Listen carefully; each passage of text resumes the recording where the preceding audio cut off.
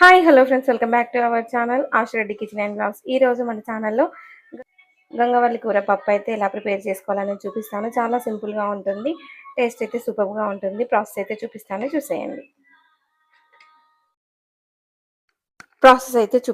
చూసేయండి. నేను ఎలా సింపుల్గా చేసుకుంటున్నాను అనేది అయితే చూపిస్తాను. ఇక్కడైతే పప్పు అయితే ఆల్రెడీ ఒక 2-3 సార్లు అయితే కడిగి ఇలా కొన్ని వాటర్ అయితే యాడ్ చేసి పెట్టాను, ఎందుకంటే నానుతుందని చెప్పేసి. సో పప్పు అయితే నానిపోయింది. ఇప్పుడైతే మనం ముందుగా కడిగి పెట్టుకున్న గంగవాయలు కూర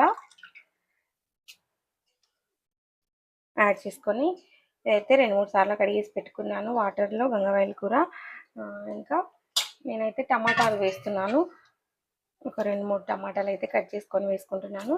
ఇంకా కావాలంటే చింతపండు యాడ్ చేసుకోవచ్చు. నేనైతే చింతపండు ఏం వేయట్లేదు, టమాటాలు వేస్తున్నాను కాబట్టి, ఎక్కువ వేస్తున్నాను కాబట్టి నేనైతే టమాటాలు యాడ్ చేస్తున్నాను. ఇంకా ఇందులోకి కారం సరిపడా పచ్చిమిర్చి వేస్తున్నాను. కావాలంటే మీరు ఎండు కారం కూడా వేసుకోవచ్చు. ఎండు కారం కొంచెం కలర్ కోసం అయితే యాడ్ చేస్తాను నేను కూడా. ఇంకా రుచికి తగినంత సాల్ట్, ఇంకా కలర్ కోసం అయితే కొంచెం అంటే కొంచెం కారం, ఇంకా పసుపు వేసి మనకు తగినన్ని వాటర్ యాడ్ చేసుకొని 4 విజిల్స్ వస్తే సరిపోతుంది. 3-4 విజిల్స్ వస్తే సరిపోతుంది.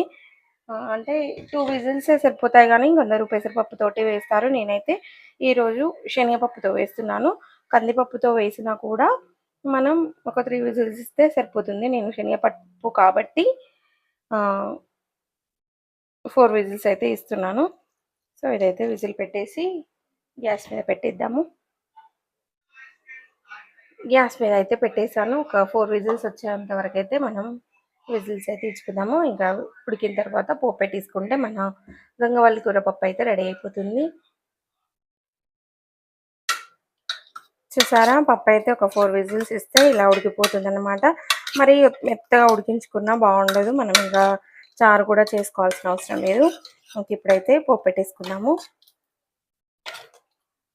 ఇవన్నీ కొంచెం ఇలా ప్రెస్ చేస్తూ మెదిపితే మనకు గంగవాయల కూర పప్పు అయితే రెడీ అయిపోయింది. ఆయిల్ వేసేసి జీలకర్ర, ఆవాలు, అలాగే ఎండుమిర్చి, వెల్లుల్లి, కరివేపాకు వేసుకొని కొంచెం పసుపు యాడ్ చేసుకొని పోపు రెడీ చేసుకుంటే మన గంగవాయల కూర పప్పు అయితే రెడీ అయిపోతుంది. కావాలంటే మీరు చింతపండు యూజ్ చేసుకోవచ్చు. ఉడికించేటప్పుడు నేను వేయలేదు, టమాటాలు వేసా ఎక్కువ కాబట్టి నేను చింతపండు వేయలేదు. ఇప్పుడైతే పోపు పెట్టేస్తాను. సో ఫైనల్లీ పోపు కూడా పెట్టేశాను. ఇక్కడ గంగవాయల కూర పప్పు అయితే రెడీ అయిపోయింది. చూసారా.